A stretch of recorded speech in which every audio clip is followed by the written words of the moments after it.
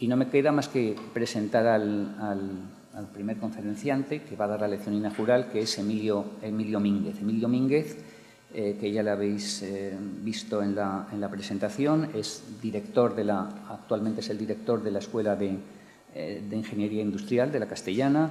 Ha sido también vicerrector de Gestión Académica y Profesional desde los años de 2004-2012. Es catedrático de Tecnología Nuclear en el Departamento de Ingeniería Nuclear de la UPM y vicepresidente y miembro fundador de la asociación ENEN, ENEN es European Nuclear Education Network, desde el año 2009.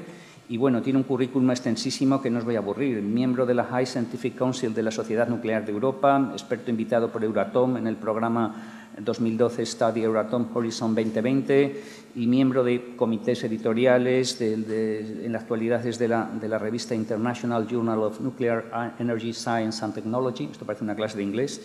Es autor de más de 200 artículos, ha participado en más de 200, etcétera, etcétera. Sin más, le cedo la palabra. Muy bien, buenos días de nuevo. No me queda nada más que, en principio, antes de empezar, agradecer a los organizadores y al director del aula de formación la invitación a dar esta conferencia. Aunque se me ha presentado como catedrático de tecnología nuclear y todo el mundo me identifica con ello, no voy a hablar de energía nuclear prácticamente casi nada. Es decir, que no voy... mi pasión por la energía es mucho más allá de la energía nuclear y yo creo que me estoy reconvirtiendo en este momento a otras mucho más, digamos, no productoras de CO2, teniendo en cuenta que también la nuclear no lo hace. Bueno, esta conferencia... me han, digamos, involucrado los organizadores como consecuencia de que parte de ella, o digamos gran parte de ella, fue motivo de la conferencia o de la lección de apertura del curso académico. Yo lo he modificado un poco, sobre todo algunas transparencias, y lo he enfocado mucho más también, un poco al final, de cara a los retos que tenemos en este momento desde el punto de vista de energía. No tanto la parte histórica, que es la que da un poco base fundamentalmente a toda la presentación que voy a hacer, pero sí fundamentalmente que atendamos a los retos finales. En primer lugar, me ha sido muy satisfactorio oír las palabras, no recuerdo la persona que estaba a mi izquierda, y que representaba la Dirección General de Patrimonio, creo recordar, sobre las instalaciones que de alguna manera relacionados con la energía, sobre todo con el agua, existen en la Comunidad de Madrid. Mi infancia la he pasado en Madrid, pero yo soy de Madrid y mis veranos los pasaba justamente en Torrelaguna, puesto que mi familia era procedente de allí, y el salto de Torrelaguna, el salto del agua del canal de Isabel II, pues era realmente uno de los sitios que realmente me escapaba a visitarlo porque era tan grandioso aquello que me parecía prácticamente como un mar. Ahora realmente pues es un poquito más, no deja de ser un gran estanque, y aquello ha cambiado bastante, pero hay instalaciones muy interesantes en toda esa zona.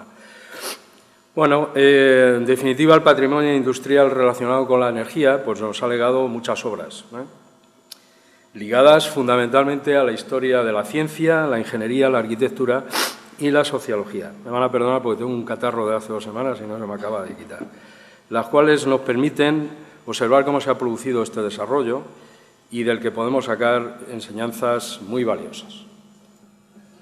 El objetivo que pretendo fundamentalmente es revisar las diferentes revoluciones industriales que se han producido y siempre enfocándolo desde el punto de vista de cuál ha sido la contribución de la energía. Cuando uno analiza las revoluciones industriales, se centra mucho más en máquinas, digamos, en instalaciones, pero todo ello ha sido fruto, como consecuencia, de los desarrollos energéticos que se han producido. Y la pregunta es, ¿qué hubiera ocurrido con los desarrollos industriales del siglo XVIII de no haberse producido avances en la generación, transformación y distribución de la energía? Desde el siglo XVII, por no remontarnos a épocas anteriores, a épocas de los romanos, los griegos, los árabes, la ciencia, la técnica y la tecnología han sido elementos importantes en la sociedad. En todo este largo tiempo se produce un paradigma industrial, entendido como el resultado de integrar los avances científicos y tecnológicos junto a nuevos modelos económicos, a formas sociales de organización y a los diferentes comportamientos sociales.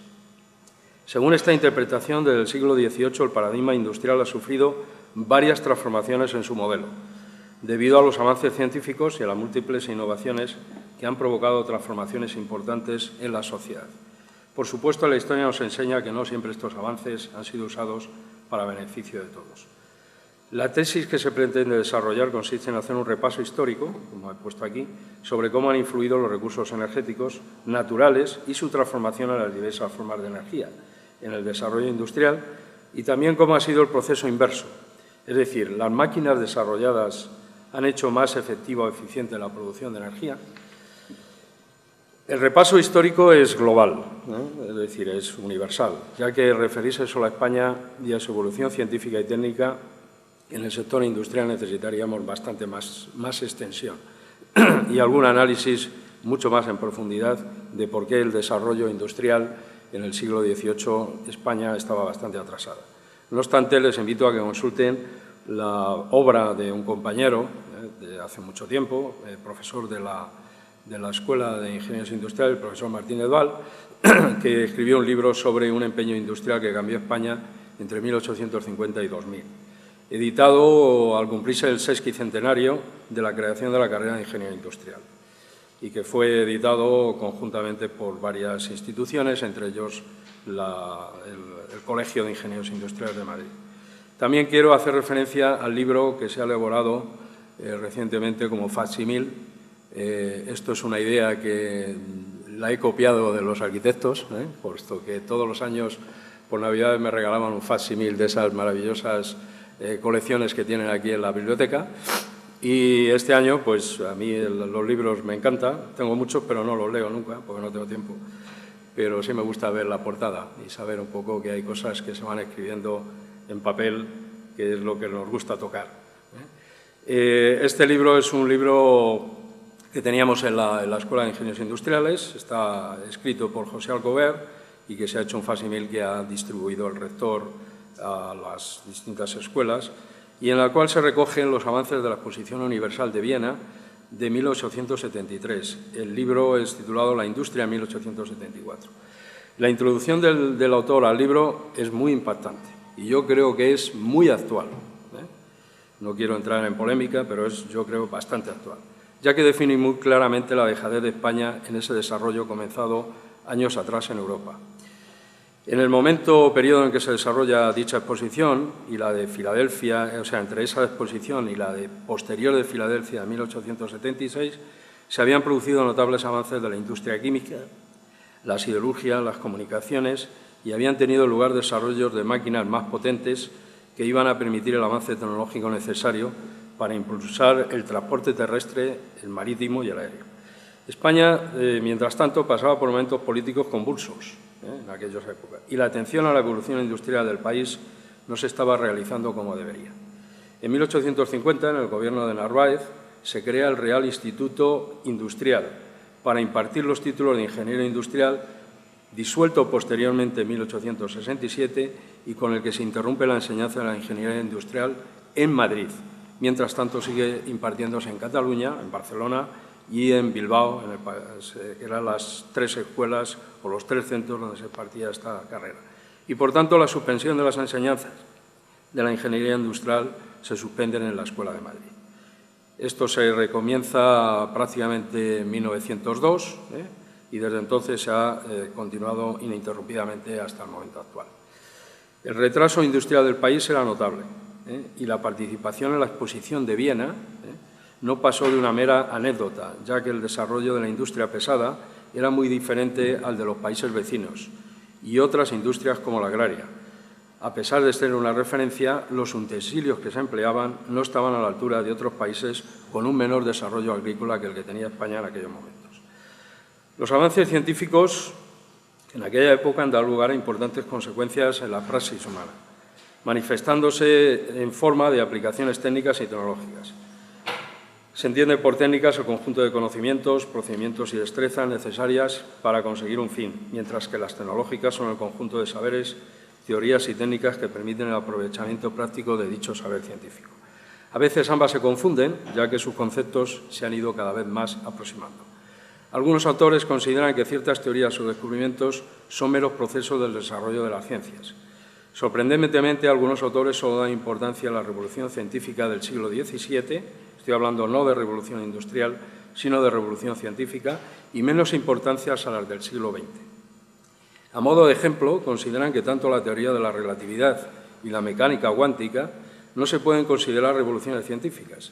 Existe también una cierta polémica sobre si la computación es o no una ciencia. Al margen de esta polémica, lo que sí está claro es que todo el entorno relacionado con la información, el software y las computadoras son elementos claves para el desarrollo de la ciencia actual y, desde luego, el desarrollo del futuro.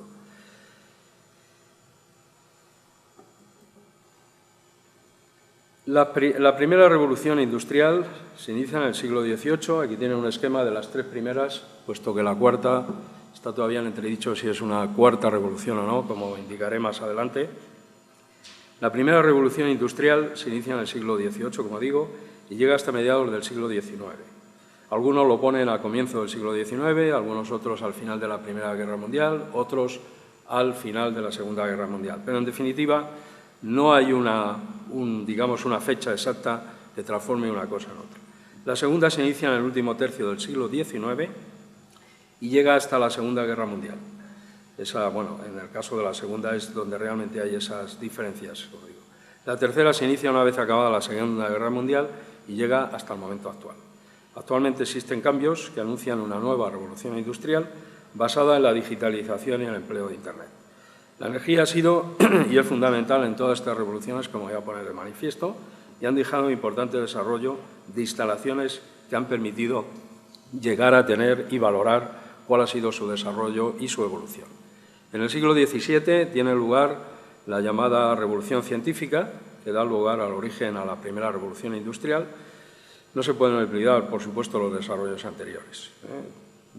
Si empezamos desde el principio, tenemos muchos datos que obviamente han servido para poner en marcha todas estas revoluciones científicas y revoluciones industriales. En aquel tiempo la economía de la sociedad se basaba en el trabajo manual. Era puramente artesanal, con técnicas muy rudimentarias, realizadas en pequeños talleres o gremios, y con una sociedad rural en la que predominaba la explotación agrícola y la fuerza animal. Este siglo es conocido por el del genio, pero también de la guerra, ya que con una excepción de unas cuantas decenas de años, el resto fueron guerras, como la Guerra de los 30 años, por ejemplo. Esta revolución se inicia fundamentalmente en Inglaterra, en la que, a pesar de ser una sociedad rudimentaria, sin embargo, en esa época destacaban algunos personajes como, por ejemplo, Shakespeare, entre otros. La ciencia moderna aprendió los métodos de la investigación que se realizaban en varios países de Europa durante la Revolución Científica, que a su vez evolucionó en la que siglos anteriores se había realizado en Europa. Las críticas a la Revolución Científica adquieren dos formas opuestas. Los que piensan, como decía antes, que los siglos XVI y XVII no fueron más que una evolución del progreso científico, y los que piensan lo contrario. Thomas Kahn, en su libro Estructura de las revoluciones científicas, cita, después de una revolución científica, muchas de las mediciones anteriores no pierden importancia o son sustituidas por otras.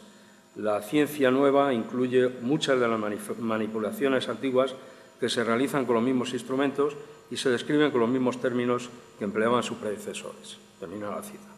En este periodo es obligado citar a algunos personajes ilustres, como Francis Bacon, educado en el Trinity College de Cambridge, quien hacia 1616 fue la primera persona que expuso un programa global para la ciencia y la tecnología y que, a pesar de no ser ni científico ni matemático, expresó una visión empírica de la ciencia. Galileo, uno de los grandes matemáticos de ese siglo y músico muy bien dotado, realizó una gran contribución al desarrollo de la mecánica y la ciencia de las máquinas, estableciendo los conceptos de trabajo, fuerza y energía. Definió una máquina como un aparato que permite aplicar mejor las fuerzas de la naturaleza, en aquel tiempo el viento, el agua o la fuerza animal. Para él, las matemáticas eran el alfabeto con el que Dios ha hecho el mundo, y aunque se le atribuyen inventos como el termómetro, el péndulo y el telescopio astronómico, sin embargo, sus aportaciones fueron muchas más. Gran parte de sus conocimientos están expuestos en su obra Novum Organum. No debemos olvidarnos que la única forma de generar energía en aquella época era mediante el viento, el agua, el carbón, la madera y la fuerza animal. Descartes, brillante matemático y defensor del racionalismo, presentó un cuadro del mundo que puede todavía considerarse el de la ciencia física moderna actual, y abogó por la materia y el movimiento.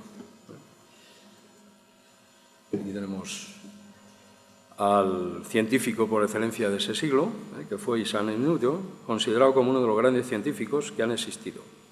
Excelente matemático y físico experimental, publicó en 1686 sus Philosophiae Naturalis Principia Mathematica y puso en marcha la gran revolución científica, siendo el primero en emplear la tecnología en el sentido moderno, entendiendo por tal como la aplicación sistemática del conocimiento científico para la realización de un fin práctico. Además, creó las condiciones en las que se produjo el nacimiento de la primera revolución industrial. La primera revolución industrial fue una gran transformación a distintos niveles, nivel tecnológico, económico y social, que se produjo, como he comentado anteriormente, en Inglaterra y después en Estados Unidos, y después se fue extendiendo por Europa. Y se extendió durante ese siglo, durante el siglo XVIII y el siglo siguiente, y se alimentó de los descubrimientos de la revolución científica del siglo XVII. Aquí tenemos un esquema donde vemos ahí las tres, por lo menos las dos partes importantes, que era la parte agrícola y la parte industrial. El invento de las máquinas y la mecanización de los procesos transformaron profundamente los sistemas productivos, naciendo la sociedad industrial como nuevo paradigma que se expandió rápidamente por el mundo occidental. Aquí vemos algunas figuras donde realmente el trabajo manual y el trabajo, como decía, en esos pequeños grupales y artesanales eran una muestra de ello. Aquí ya empieza a haber una extensión de las máquinas con una instalación que, obviamente, desde el punto de vista arquitectónico, refleja hechos de esa época, ¿no? Aquí vemos también una acería, con donde realmente prácticamente el trabajo manual era una de las partes importantes. Los primeros sectores que se ven afectados por estos cambios, por estas, modificaciones, algunas de las cuales comentaré, son la minería. Por tanto, yo creo que, como decía el vicerrector antes, extender todo esto a la parte de minería, pues la energía procede en sus recursos naturales de los recursos minerales, la agricultura, la industria del hierro y la industria textil. Esos eran los sectores que se vieron más beneficiados. La minería necesitaba energía no animal para ciertos procesos. He quitado de aquí una transparencia que había, que se veía a dos mineros empujando por un túnel una vagoneta, digamos, inclinada, no en sentido horizontal, sino inclinada. Era bastante impactante, pero al final, por no meter muchas, la he retirado. Como digo, la minería necesitaba energía no animal para ciertos procesos, entre otros, la eliminación del agua que se producía en las inundaciones de las minas y para la molienda del mineral. La agricultura empleaba la energía de fuerzas animales para mover el arado y necesitaba sustituirla por otras que dieran un mayor rendimiento. Se necesitaba también pasar del hierro colado al hierro forjado para su empleo en construcción. Una muestra la tenemos, bueno, esta es otra igual, aquí hay alguna más. Una de ellas la tenemos en la Torre Eiffel y también en esta maravillosa foto del Palacio de Cristal de Londres, donde tuvo lugar la exposición de 1851. La industria textil necesitaba emplear máquinas en las que la fuerza humana se viera cada vez más multiplicada. Aquí vemos también algunos de los desarrollos que empezaron a surgir, aunque, bueno, esta es obviamente una foto donde nos dice todo lo que ocurría en la máquina de vapor. A finales del siglo XVII se produjo en Inglaterra la aparición también del sistema de patentes, cosa que ahora mismo tenemos también entre manos de si patentar o no patentar, lo que produjo en ese momento un cambio de actitud. ya que antes no se conocían las cosas por miedo a su copia. Bueno, ahora casi también, ¿no? Con el sistema de patentes se hizo más público cualquier descubrimiento y, como consecuencia, se produjeron avalanchas de innovaciones al mismo. Esta gran transformación permitió el nacimiento de la industria como tal. Fue Thomas Newcomer quien construyó la primera máquina de fuego y aire, en 1712, junto a su ayudante John Cayley. Esta máquina funcionó en una mina de carbón, inglesa, por supuesto. Esta máquina consistía en una caldera, por encima de la cual había un gran cilindro de latón con un pistón. El vapor de la caldera entraba en el cilindro y el pistón se elevaba. Cuando el pistón alcanzaba el extremo superior, cortaba la entrada del vapor y volvía a bajar. Varios detalles tuvieron que corregirse antes de que esta máquina funcionara correctamente, como ocurre con casi todas las innovaciones. Según mis referencias, hay una maqueta de esta máquina en el Museo de Ciencia y la Industria de Manchester. Si alguien la ha visitado, seguramente lo habrá visto allí. Algunas máquinas de Newcomer se usaron en las minas de Smilj, en Eslovaquia, y esta máquina, a pesar de ser la pionera, antes de que apareciera la máquina de vapor de Watt, despertó muy poco interés social al principio. Realmente no era un motivo de publicación en los periódicos en ese momento. Lo que sí era en ese momento importante eran los primeros viajes en globo, o sea, eso era más impactante, en el cual obviamente se utilizaba también un gas y, por tanto, también había una fuerza relacionada con la energía. Con esta breve reseña se ve claramente que la energía fue fundamentalmente en el desarrollo industrial en este periodo de la primera revolución industrial. De no haberse dispuesto de energía no se hubieran conseguido estos avances. Hacia 1850, el consumo de energía primaria mundial alcanzaba un valor de unas decenas de millones de megajulios. Ya tenemos estas de aquí. La verdadera revolución se inicia con la máquina del ingeniero James Watt, en la que se hacen coincidir la energía térmica con los dispositivos mecánicos. Watt desarrolló esta máquina de vapor tomando como referencia la de Newcomer y la patenta en 1769, prácticamente inmediatamente nada más. Y comienza la comercialización prácticamente al año siguiente. A lo largo de los años siguientes, en la máquina original se introduce un condensador, dando lugar a un ciclo completo o ciclo termodinámico. Aquí tenemos, estas se fueron mejorando, incluyendo el paralelogramo articulado, y aquí tenemos la máquina original, y aquello es una maqueta que los que conocen la escuela, y mañana tendrán la oportunidad de ver, que es justamente lo que tenemos nada más entrar, que es la sala famosa de la máquina, pues esta es una reproducción de ella, donde ya hay el paralelogramo articulado. Esta máquina sustituyó a la fuerza animal, y Watt normalizó la unidad de medida de caballo de fuerza, o caballo de vapor, como también se reconoce, como la capacidad de levantar 33.000 libras a 10 pies de altura durante un minuto. La simbiosis máquina de vapor ferrocarril permitió que se mejorasen las comunicaciones. Este aspecto se pone en manifiesto en un artículo aparecido en The Times en 1825, en el que se destaca la inauguración de la primera línea férrea entre Stockholm y Darlington, mediante tracción de vapor, haciendo la siguiente reseña en el periódico.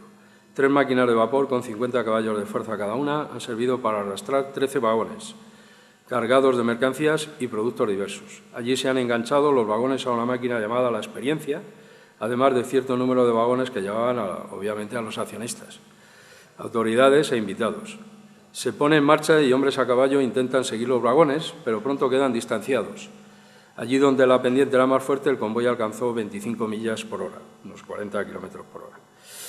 Ya vemos que en la primera revolución industrial se emplean conceptos de energía y termodinámica para hacer que al final, usando una caldera de vapor, se pueda producir una energía térmica y finalmente una energía mecánica que ayude a mejorar todos esos procesos. La energía fue determinante en este primer paso en la revolución industrial y en el desarrollo industrial de los posteriores, usando solamente recursos como carbón y madera. Pasamos a la segunda revolución industrial. Se extiende en el periodo comprendido entre el último tercio del XIX y la Segunda Guerra Mundial. Esta es, desde un punto de vista bastante más objetivo que el pararlo al principio del siglo XX o al final de la Primera Guerra Mundial. Desde el punto de vista científico, podemos decir que es la gran revolución científica que se produce por el electrón y las transformaciones de los núcleos de los átomos, por los avances de las máquinas térmicas como consecuencia de mejoras e innovaciones y en el uso de otros combustibles como el petróleo y el gas. Esta segunda revolución se conoce fundamentalmente como el de la energía eléctrica y, por tanto, aparecen todas las instalaciones eléctricas correspondientes con cualquier fuente, que puede ser petróleo, gas, agua. La industria química, la siderurgia, las comunicaciones y el desarrollo de máquinas más potentes dieron lugar al desarrollo tecnológico necesario para impulsar el transporte terrestre, el marítimo y el aéreo.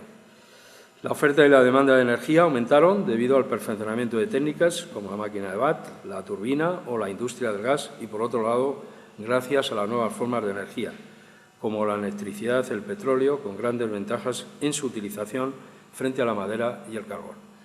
Se produce la sustitución del hierro por el acero en la industria, el reemplazo parcial del vapor por la electricidad y los derivados del petróleo como fuente de energía. La introducción de la maquinaria automática para dirigir y poner en funcionamiento a otras máquinas hacen que en su globalidad se produzcan cambios radicales en los transportes y las comunicaciones. Las invenciones y sus aplicaciones tuvieron más difusión y descentralización de esta segunda revolución que en la primera, acercándose cada vez más las ciudades. Aquí tenemos también un poco más de detalle, que no voy a explicar. Ahí se ve exactamente todos los aspectos que tuvieron lugar fundamentalmente como consecuencia en esta segunda revolución. Y aquí también tenemos las nuevas fuentes de energía, los nuevos sectores de producción, nueva organización del trabajo y nuevas formas de capital. Aparecen todos los desarrollos sociales, económicos sociales en esa época. Bueno, esta se ve un poquito mal, no se distingue muy bien, pero vamos, ahí están contempladas la primera, la segunda y también la primera y la segunda. En el siglo XVIII, la electricidad pasa a ser considerada una atracción científica, apareciendo numerosos descubrimientos que permiten su avance. En el empeño de generar electricidad aparecen los trabajos de Galvani y los de Volta de la Universidad de Pavía, estableciendo los fundamentos de la pila voltaica. Los del alemán Ohm, con su conocida ley fundamental en circuitos, el danés Ørsted, sobre los campos magnéticos generados en las corrientes eléctricas, y el británico Faraday, que demuestra que el campo magnético en movimiento puede generar una corriente eléctrica. Faraday, en el progreso, además de Faraday, aparece también Prescott, protagonista de que la energía se situara en el centro de la física, o sea, Prescott-Joule. Joule era hijo de un cervecero y, por tanto, su situación económica era bastante, digamos, especial, y, por tanto, se dedicaba fundamentalmente a la ciencia y a la tecnología. Recibió una formación de Dalton y tenía una alta capacidad experimental.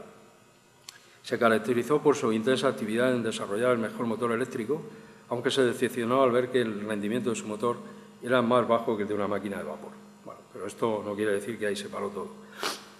Una aplicación inmediata de las ideas de Joule fue la invención de la dinamo, que transportaba la energía mecánica a energía eléctrica.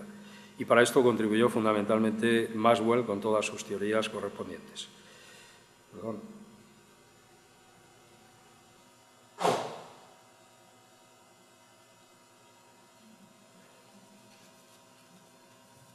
El primer motor eléctrico para el ferrocarril fue construido por von Siemens en 1879, alcanzando una velocidad de 6,5 km por hora. Su desarrollo no fue muy amplio, ya que era necesario electrificar las líneas, cosa que en ese momento no existía. La aparición de la lámpara eléctrica por Swan en Inglaterra y Edison en Estados Unidos cambió el paradigma de la iluminación de las ciudades, pasando del gas a la electricidad.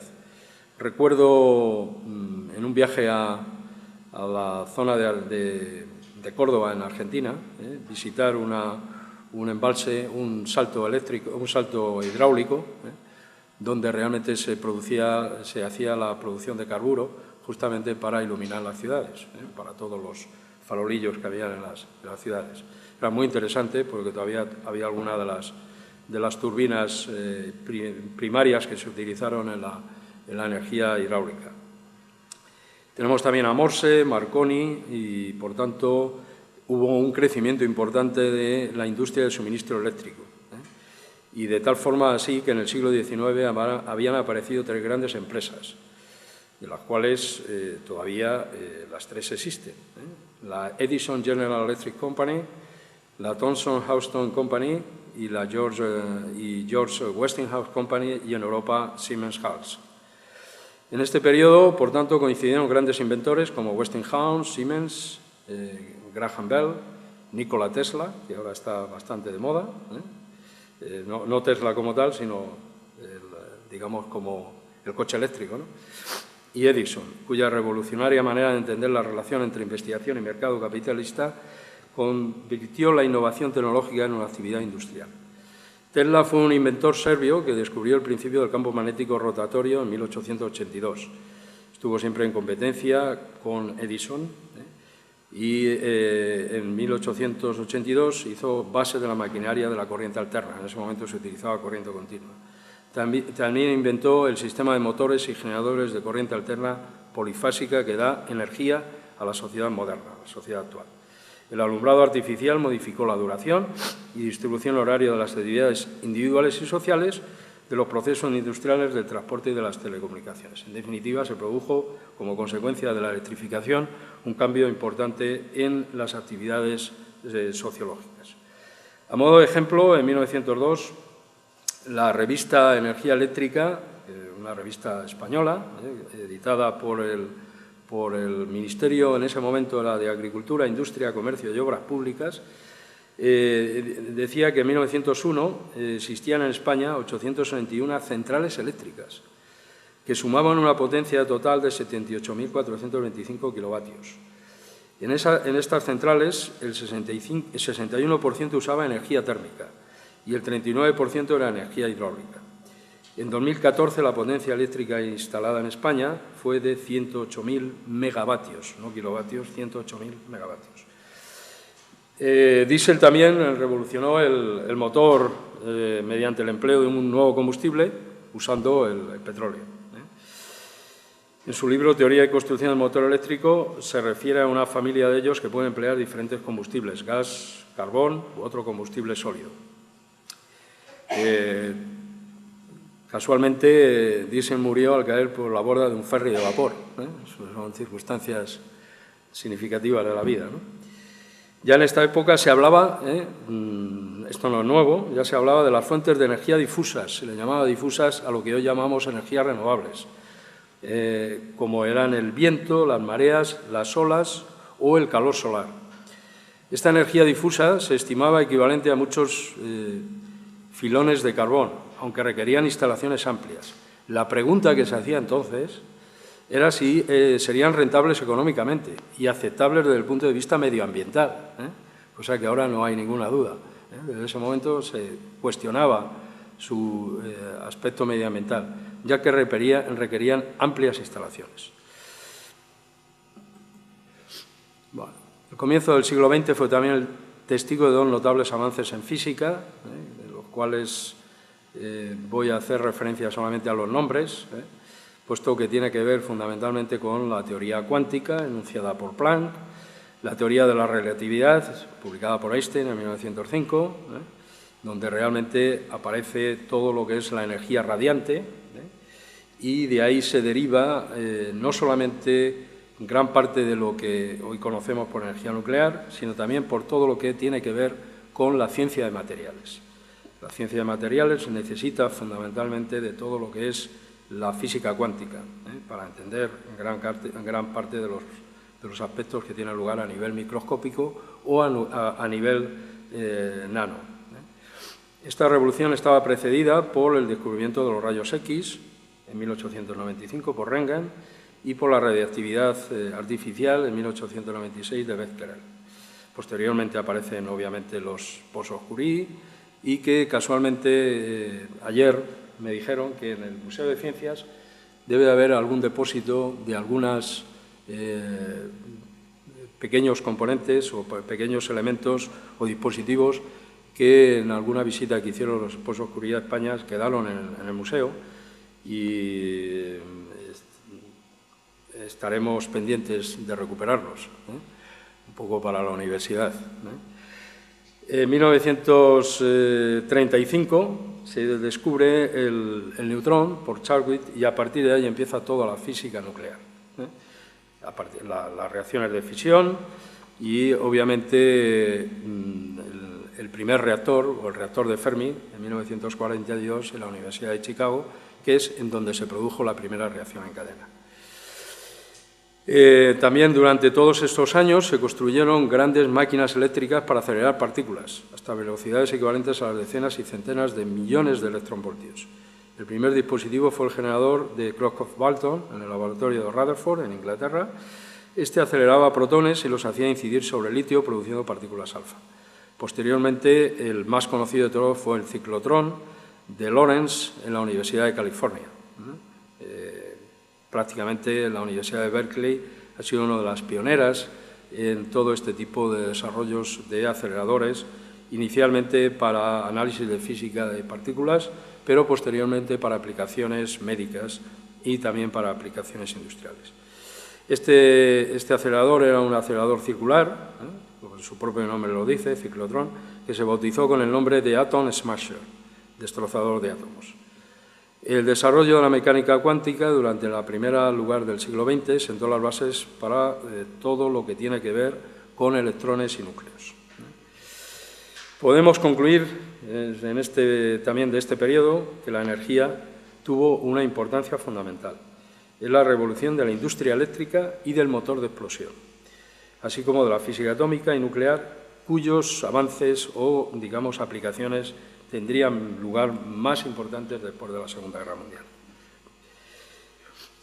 La tercera revolución industrial, bueno, aquí tenemos una cita de Einstein, que creo que es bastante impactante, o sea, todo es voluntad, más que la energía atómica, el vapor y la electricidad.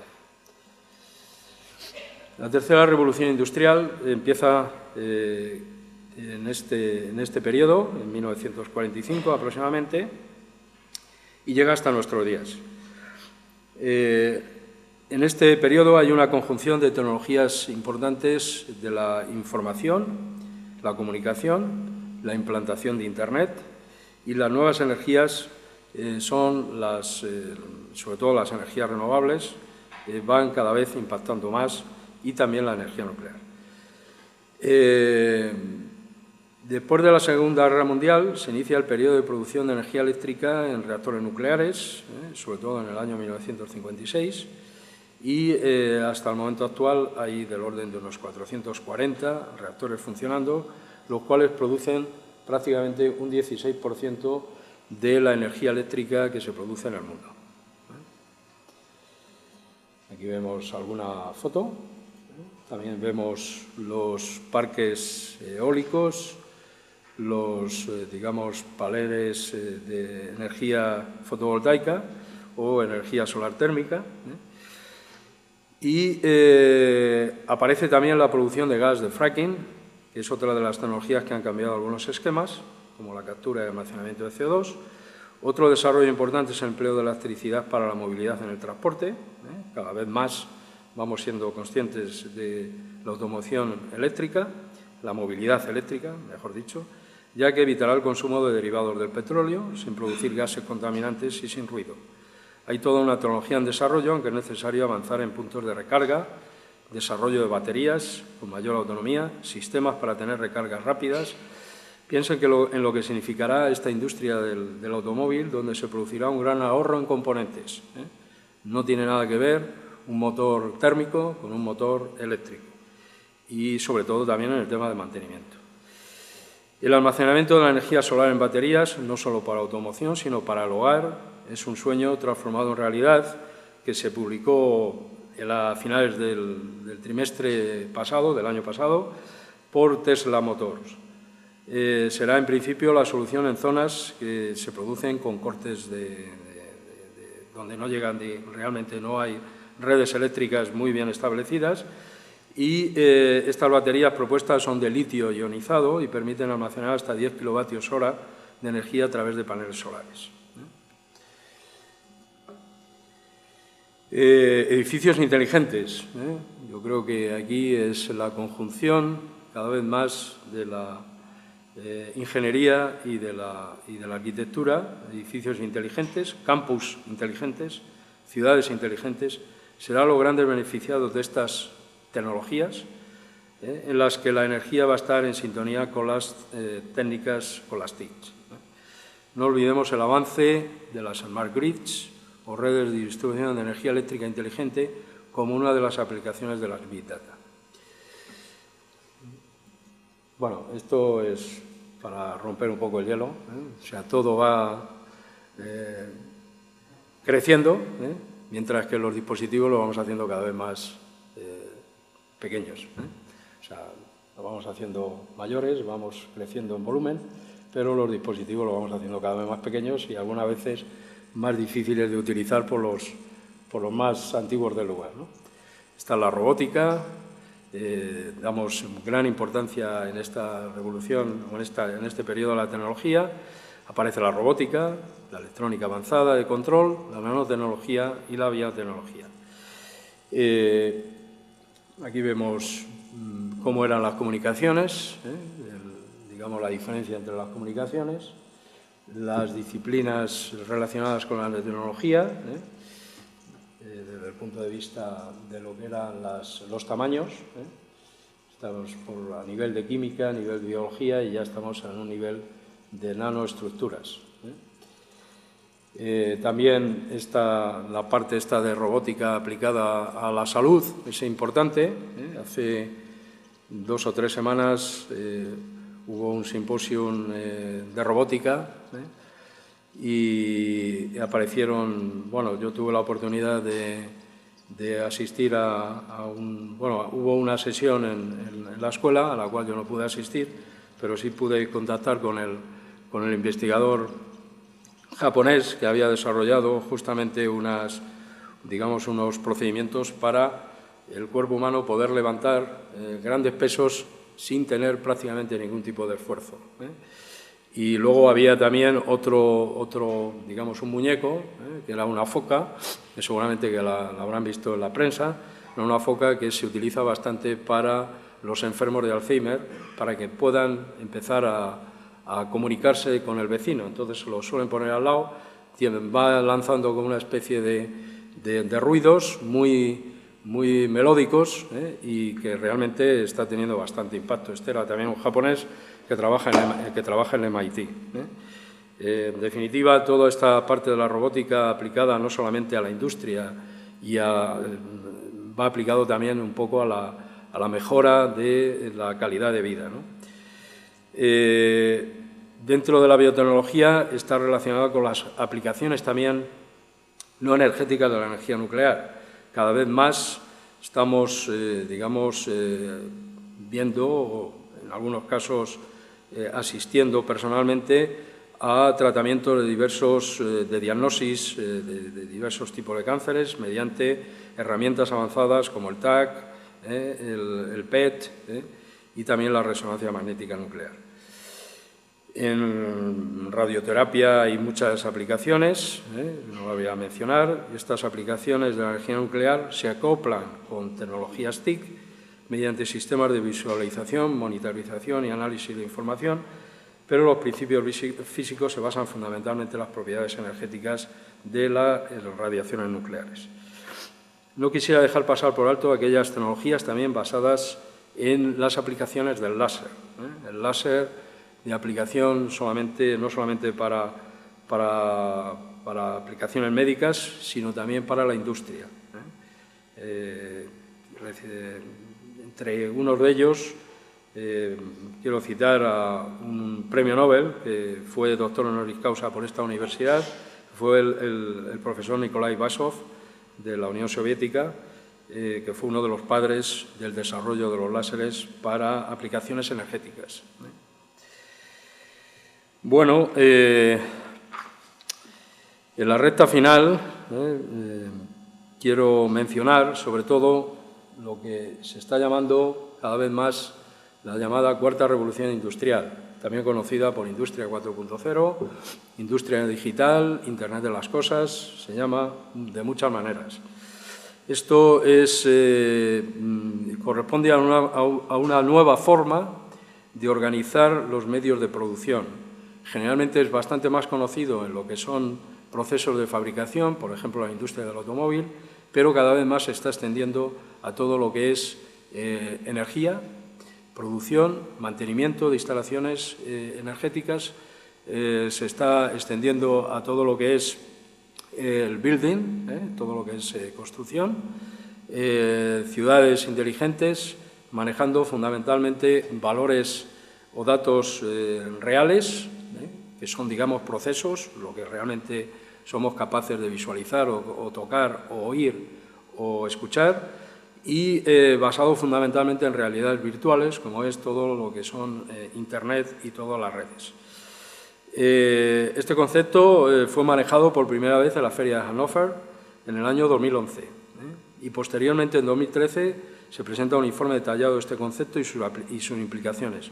Fue presentado y defendido por un selecto grupo de trabajo e investigación en Alemania.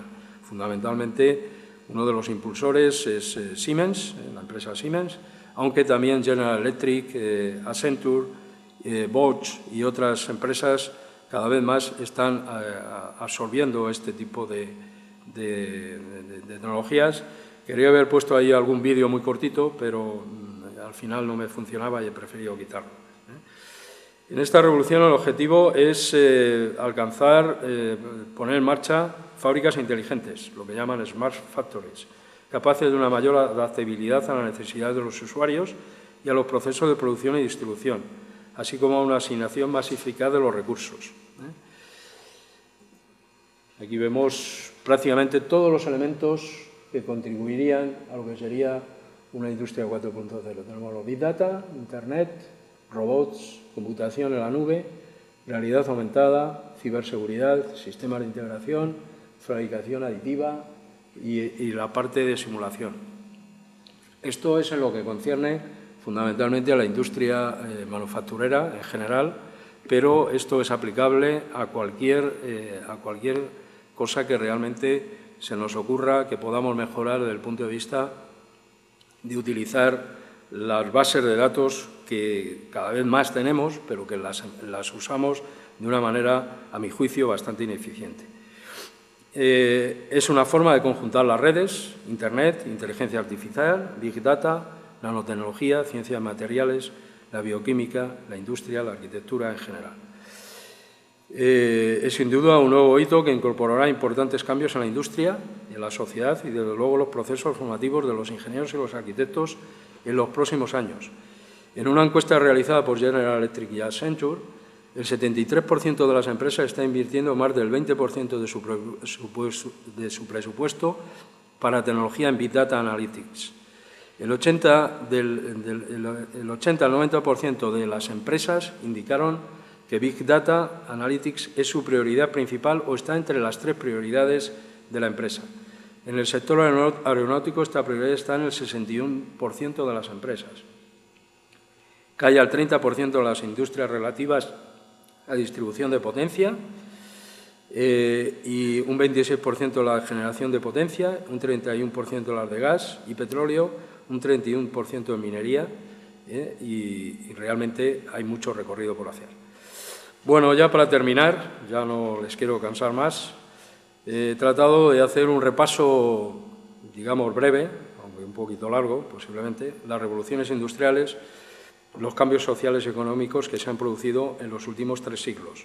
Obviamente, muchos de estos desarrollos intuimos que ahora nos movemos con coches mucho más sofisticados, más seguros, como consecuencia de todos estos desarrollos previos. Estos cambios no hubieran sido posibles, a mi juicio, sin la aportación de la energía en sus diferentes manifestaciones. Posiblemente el avance no hubiera sido el mismo o no hubiera sido a la misma velocidad. El principal factor diferencial de competitividad que tenemos de la industria es la energía. Es preciso que en el caso español establecer primero unas políticas industriales energéticas que en este momento podríamos hacer referencia casi a la introducción del libro que comentaba al principio, para tener una industria con costes finales y competitivos y con la seguridad de un abastecimiento energético. Un país es tanto más fuerte cuanto más fuerte es su industria. España ha sabido generar una industria fuerte, pero no es capaz de tener una tecnología avanzada. porque no ha desarrollado la innovación como debería haberlo hecho. Desde luego, conseguir en el 2020 el objetivo del 20% industrial, cuando ahora estamos en el 11%, parece realmente bastante utópico. Por ello es necesario que en las altas esferas se tomen decisiones, se defienda a la industria en general, a las empresas, como se hace en otros países. Y que además exista un mayor compromiso en la relación universidad-empresa. Y desde luego, y esto a modo de anécdota, recientemente en mis manos ha caído la composición de la Comisión de Industria, Energía y Turismo del Parlamento, y les puedo asegurar que no hay ningún ingeniero entre todos los componentes. Eso es solamente un poco anecdótico, pero es significativo. A pesar de las varias crisis energéticas sufridas desde los años 70 del siglo pasado, ningún país o continente ha tenido una preocupación sobre el consumo de energía de forma eficiente, y la presión geopolítica sobre el suministro de recursos naturales está cada día, y lo vemos cada día, en los periódicos y en los medios de comunicación. La cuarta revolución industrial, que de alguna manera está aquí puesta,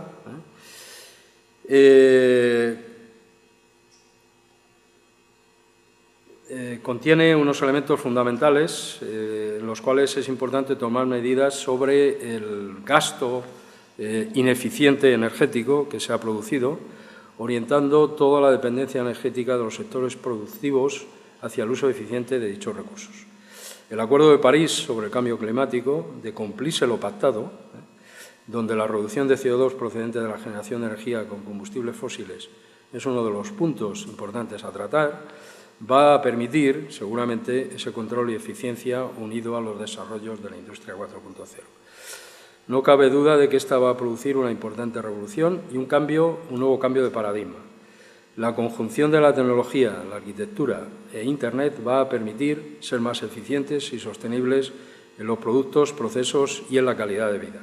Este reto no está exento de riesgos, como los ciberataques, aunque realmente en la transparencia anterior se veía un tratamiento especial a ello, que pueden condicionar la disponibilidad y uso de esta nueva revolución. Hay un ilusionante reto en el que los ingenieros y arquitectos debemos, como decía esta mañana, ir de la mano. Aquí vemos un poco, como resumen, el resultado de la energía primaria que se ha ido utilizando en las diversas fuentes de energía desde el comienzo de las primeras revoluciones industriales. Y bueno, como este ha sido un periodo de muchas tesis, mi tesis termina aquí. Muchísimas gracias por su